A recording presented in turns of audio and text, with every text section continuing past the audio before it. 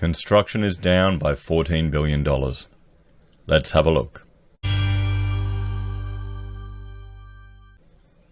Hello everyone, Florian.Heise here with my morning shine of coffee, and I thought we'd have a look at this article from the Financial Review shared by realestate.com.au discussing, well, the $14 billion hit to construction since just March. Just March. Yeah, I mean, guys, that's a big hit to the construction industry. And for those of you that are new to the channel and don't know, I'm actually an architect. YouTube is just a little hobby of mine. So you'll see, I'm quite concerned about the construction industry completely from my own personal interests. So it sheds $14 billion, and well, anecdotally, it depends on who you talk to, guys, because, in the game, when you're a consultant, you usually do the phone around, you're talking to a lot of people to get projects done. And you'll ask, how's business going? Are you doing well? And, the old line is, yeah, we're doing okay, we could be doing better. Or what really is concerning is if you're talking to an engineer in a decent-sized firm and they've just got lots of little stuff. Often you want a few big, juicy projects to just keep the team going that have a lot of complexity and decent fees. Because it takes just as much time and architecture or paperwork to do for the little projects as it does the bigger projects. So you kind of want the big meaty one to keep your team going, and the little ones you just fill in around, to keep cash flow and to make more money. But when you just got the little ones, that's the biggest concern, because your costs are still bloody high. Well, let me know how you're going in the game, guys. So Australian construction shrank by about 13.9 billion in annual terms, based on the loss of jobs since mid-March, according to analysis of payroll data tracking and the pandemic hit to the economy. While the weekly pace of decline in jobs is slowing, the 6.5% drop in employment jobs between March 14 and May 2nd equated to a 76,500 reduction in people who each accounted for $182,000 worth of work annually, according to the RLB estimates. And RLB are QS professionals, if I remember correctly. We'll just jump over here. We'll have a look at the latest data from the ABS. This is the building activity in December, and you can see it's trending down in everything but not essential residential. Building approvals kind of took a bit of a hit in September and crept back up for dwelling units. Same thing for housing. This is the latest data. We'll have to see how it goes. Hopefully there will be a pickup in people demanding for renovations, because they're all living at home, getting claustrophobic, living together, and realize they need some more space. That could be a goer, hopefully. And there may be some more government work coming out there, but this industry is still going to take a huge hit, guys. But the construction industry's great fear is that the job losses to date, largely due to completion of existing projects, accelerate as new ones fail to start and soak up surplus workers. New Zealand-based Fletcher Building gave a preview of what could come on Wednesday when the building product supplier said it would sack 1,500 people, 500 of them in Australia, because of the sharp downturn in demand. Oh boy, that's... Damn. I was literally looking at their products yesterday to specify on a job. 1,500 people gone, guys. We're not even close to what I think is around the corner, said Shane Wilkinson, the managing director of Pace Development Group. The large job losses will be felt when projects can't get commenced. The Australian Bureau of Statistics figures, based on Australian Taxation Office payroll data, showed the biggest loss of jobs from mid-March, when Australia recorded its 100th case of the pandemic, and it happened in New South Wales. The state suffered a 7.4% decline in its workforce, equivalent to 27,285 cuts in the number of people working in the industry. Victoria underwent a 7.3% decline, equivalent to the loss of 22,488 workers. Queensland 5.1% decline meant a loss of 12,589. South Australia's 4.8% fall equated to a loss of 3,722. In Western Australia, the 6% loss of workforce meant 7,373 fewer jobs, while Tasmania's 5.8% decline implied a 1,120 person cut. NT lost 554 workers. The ACT lost 1,543 workers, according to the RBL calculations. RLB calculations. What's going on with me today? That's pretty drastic, everyone. I mean, if you've lost your job in construction, sure, you've got transferable skills from one sector to another, but if all the sectors are taking a hit, that's going to be tough. And we'll see this represented in sharp prices and competition from tradies.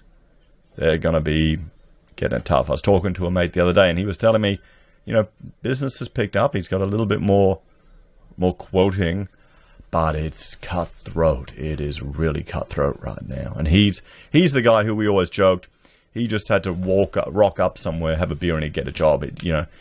Jobs would be falling out of the sky for his business because he was a high quality, sign manufacturing. So you've got tight time frames, very tight time frames. Everyone needs signage. So a lot of the builders loved him because he'll meet their insane demands. And, a lot of the competitors, some of them are just buying these franchises and don't know what they're doing. And so he's, picking up. But it's competitive. It's competitive. And we'll see more and more of that. Let me know if you've got any stories like that, guys. The figures also show that construction suffered fewer job losses than the professions, which were down by a much larger 11.1% as of May 2nd. So as the professions, does it count the architects, or are we wrapped up into construction? Because, well, I've heard of firms cutting people. Not as bad as during the GFC when firms would just fire 50 people all of a sudden in Brisbane. But yeah. Melbourne-based Pace, which focuses on residential and mixed-use developments, also runs a building business that turned over a couple of $100 million worth of work last year, expects a 40% reduction in revenue this year. The company has slowed the rollout of projects to preserve equity and keep activity ticking. It has split its 4-tower, 40,000 square metre Pace of Blackburn project in Melbourne's east in half, and will by August start work on the 3,000 square metre retail component and 125 of the 200 planned apartments. The company is also considering pivoting to bid for state government-backed stimulus spending, such as the $2.7 billion package announced this week. And you're going to see that. You're going to see more of these government, or more of these builders who are in, well, that'd be mixed use, pivoting for more government work. There's going to be more competition for it. Launching a project right now off the plan is fraught with danger, he said. You're not going to find the buyers. People have other things on their mind. And we're seeing oversupply in other sectors, guys, even though certain parties are claiming we've got undersupply. A raft of large projects is due to complete in Melbourne this year, such as Cbus Properties 447 Collins Street, Scraper Tower, and Mirvac's Allfield redevelopment at 477. Last month, the state government approved a further handful of large new projects, including Pace's $300 million apartment project in Flemington, as it sought to ramp up the economy. It's funny how, when times get tough, all that bureaucracy can just move real quick, really quick. It's funny that, isn't it? In New South Wales, large projects such as Winton's 1 Denson Street office tower in North Sydney and Brookfield's developed Winnan Place and Crown Resort's $2 billion, 1 Bagaroo Tower are all due to complete this year. But with others such as Victoria Cross, Pitt Street and Martin Place Metro Rail, above station developments on the way, as well as likely state government-driven stimulus measures, construction job losses this year in New South Wales will likely be limited to a further 3%, RLB Director Matt Harris said. The consultancy expects further losses of 5% in Victoria. Many in the industry expect a slump, warning that extra public spending will not make up for the retreat of private funds. The huge reserves in private sector investment will outweigh the possible expansion in government-driven projects, and the commercial building volumes are likely to be quite depressed over the 3-year period between 2021 and 22-23. Master Builders Australia said last month, when it scrapped the forecast it had published just 2 months earlier in February.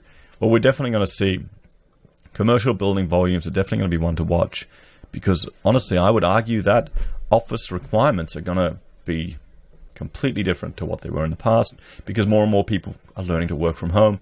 And every day when I'm talking to another contact or another client, they're telling me the same thing. I was talking to an engineer. He said, yeah, we've got these clients who are working in the education department. They don't want to go back. They're all working from home. They love it. No commute, more time with the family, better quality of life. That could be some good news coming out of all of this, guys. It could be some good news. There's a silver lining to this. And I know you're not used to that from my channel, and I'm sorry, I won't bring out the silver linings. In its updated forecast, the MBA slashed the expected number of new home starts this financial year by 27% to 116,000 from 159.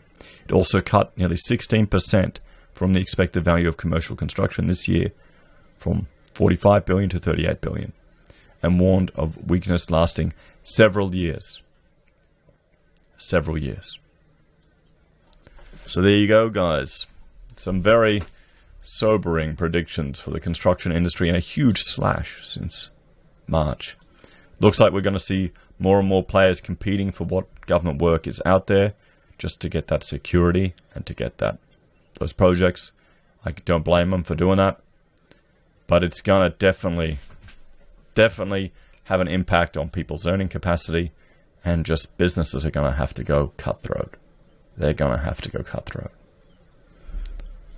Let me know what you think, guys. Are you in the game? Have you noticed a cut in fees? Are you competing a lot tighter than others? I think it may be the GFC all over again. Honestly, in some architectural projects, it feels like fees are never recovered. As always, let me know your thoughts and opinions in the comments below. Please like, share, and subscribe to the channel. If you're a fan and you'd like to support us, there are a few ways you can. You can join the channel on YouTube or Patreon. You can support us via our affiliate links at Amazon or eBay, or Independent Reserve and Kucoin. You can send us merch or buy our merch from HeiseSays, send us gold using Gold Pass from Perth Mint, or support us via PayPal. Take care, guys. I'll see you next time.